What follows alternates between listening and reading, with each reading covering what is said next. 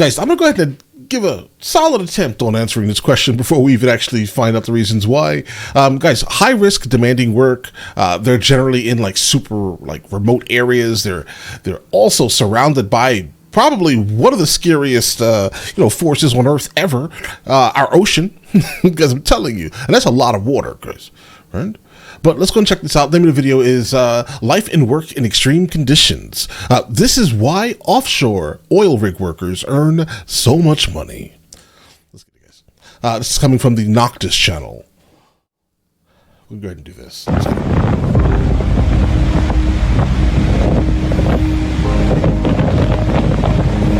Hey there, and welcome to Noctis on YouTube. Bro, wait.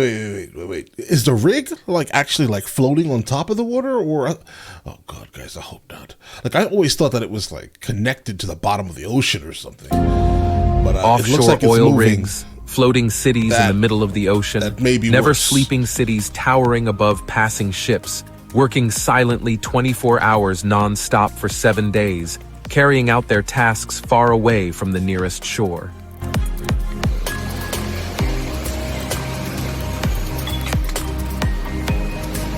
Billions of barrels of oil and gas are produced in these oil refineries and gas wells to meet the energy demands of the world's population. The oil industry is the center of the world's economy, and even a slight change in crude oil prices can have a significant impact on all countries. But have you ever wondered about the lifestyle and daily routine of the people who live and work on offshore oil rigs? While you may have heard that life on these amazing floating platforms is fascinating, there are several things you might not know. First of all, it's important to note that life on an oil rig is not luxurious. I can imagine. In fact, it's a place where people's lives are at stake every day they work. Although this may sound a bit exaggerated, the truth is that life and work on offshore oil rigs are both extremely challenging and unsafe. Let's take a look at the dangerous daily routine of a worker on an offshore oil rig. Okay, let's go. For the past 500 years, the demand for oil has exceeded the available supply. In addition to collecting oil from underground pipelines and oil wells on land, oil companies began to explore deeper waters and develop drilling rigs to extract crude oil from the seabed using hydraulic machines. Guys, the question is, what exactly were we using it for 500 years ago? One of the first places where offshore oil drilling was done was in the Gulf of Mexico. News of this discovery spread, and new fields were discovered in various waters, including Scotland and the North Sea. Why has crude oil and offshore oil rigs become so important to the world today? Most equipment today still relies on conventional energy methods that use fossil fuels. And burning fossil fuels can power factories, industries, vehicles, homes, and more. Environmentally friendly alternative energies, such as wind, water, and solar energy, are currently less efficient than fossil fuels. However, there are consequences to using fossil fuels, as they produce greenhouse gas emissions that impact global climate change. Despite this, the crude oil industry and offshore oil rigs remain the top choice due to their efficiency of use. Another reason why offshore oil rigs are so important is the effect of land drilling. To maintain these project operations, large plots of land are required, which can reduce the land available for the growing human population. Guys, I'm gonna be honest, that's not a thing. We have so much empty space on this planet that us humans can live on, right? Unfortunately, we just generally tend to like kind of clump ourselves into like very specific targeted areas, generally near water and big cities. But guys, middle America has like no people in it, all right? And there are many places in Asia that also have like no people in it, right? I mean, I get it. A lot of it is weather oriented, but we do actually have the land where humans can live on. We do. And if people can live in Alaska and Norway, specifically on some of the islands, guys, I'm pretty sure we can make do in Serbia, guys. But all right, let's get it. Working and living in offshore oil rigs is a dramatic change for anyone who decides to step into this industry. A person must wear appropriate clothing to start working on the rig. So safety glasses, hard hats, protective clothing, and steel-toed boots are given to new crew members upon arrival. Routine safety training is conducted before and during work. Offshore oil rig workers typically work 8 to 12-hour shifts, with breaks for meals in the morning, afternoon, and evening. A worker also has to work night shifts since the industry operates 24 hours non-stop and 7 days a week. It may seem tough, but after a 2-week work session on the rig, workers will get almost 3 weeks off. When living on the rig, workers don't have to worry about food, laundry, or other accommodations. Rooms with bunk beds are common on oil rigs, given the limited space and land used. Moreover, offshore oil rigs usually have a smoking area where lighters are provided for smokers, as lighters are generally not allowed outside of smoking areas. And I think those reasons are pretty obvious. There are also cinemas, televisions in each room, fully equipped gyms, indoor sports facilities such as table tennis, and I guess the question is crude oil as flammable as like refined oil? Computers connected to the internet, which are usually available on offshore oil rigs. For workers who live and work on oil rigs or for staff members such as medical personnel, catering, and others, life on an offshore oil rig can be very exciting and enjoyable, but it also has many risks. Thanks to newer and safer oil rig systems, the risks involved have decreased dramatically. However, caution and carefulness must always be emphasized by the workers. Guys, I just did some super quick research here. So I can find out now what the actual oil rig jobs are actually paying here. You can basically expect the highest, every single state has its own overall price put onto it. But I guess if you're coming from Arkansas, you can expect somewhere around $3,223 per month with a yearly income of $36,000. If you're coming from New York, $55,000 with a monthly income of $4,590 with an hourly wage of $26.49.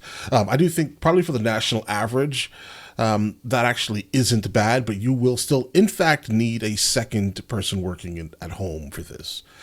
So your wife is most likely working also. But all right, let's get it. For oil rig crew members, their work shift is heavily influenced by the arrival time and work conditions at that time. Usually, after arriving on the rig, they will work for 12 hours and have a 12-hour rest period. However, the work schedule can vary depending on the job field. Since living on the rig for 2 full weeks with limited entertainment sources, the company must ensure that the crew works longer hours but still gets sufficient rest time. Although long working hours may seem inhumane, it's important to remember that the time spent on an oil rig is called working time. Meals and rest periods are included in this work period, and this time is designed to improve the welfare of the staff. Okay, so they're being paid just to be there. So technically, I mean, listen, so they're giving them basically half the day off, but then still they're paying them an hourly wage for basically sleeping and eating, right? I mean, okay, all right. Because initially, 12 hours a day sounds a little crazy just to be asked of, right? But all right, let's get it. Every crew member on an oil rig follows a detailed schedule strictly prepared to ensure that no time is wasted, because the day on an oil rig starts at midnight and the rig operates 24 hours non-stop. A worker who starts a night shift can follow the following schedule. At 11:30 p.m., wake up and prepare equipment for the work shift. At midnight, have the first big meal, then go to work and receive instructions for the day. After several hours of work, the first break is taken at 2 a.m., followed by the second break at 4 a.m. The second big meal is served at 6 a.m. and followed by personal time at 8 a.m. The third break is taken at 10 a.m., followed by the fourth break at 12 p.m. At 2 p.m., the third big meal is served, and the shift ends at 3:30 p.m. after the final break.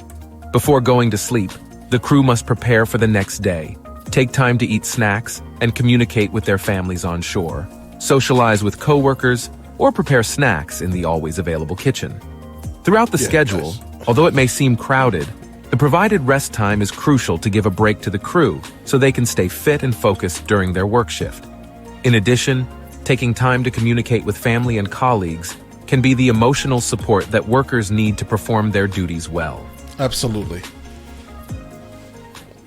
On offshore oil rigs, there are also training and education courses available, because working on an oil rig is not a job that just anyone can do. The machines used, specific to the industry and the nature of the work, can be very different, and physical intensity can be very challenging.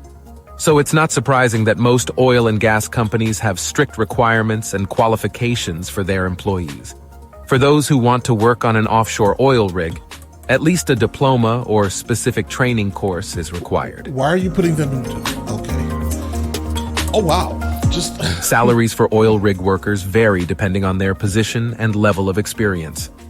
Specialized drilling engineers and underground pipe fitters are among the highest paid positions, I can imagine. earning around $200,000 annually.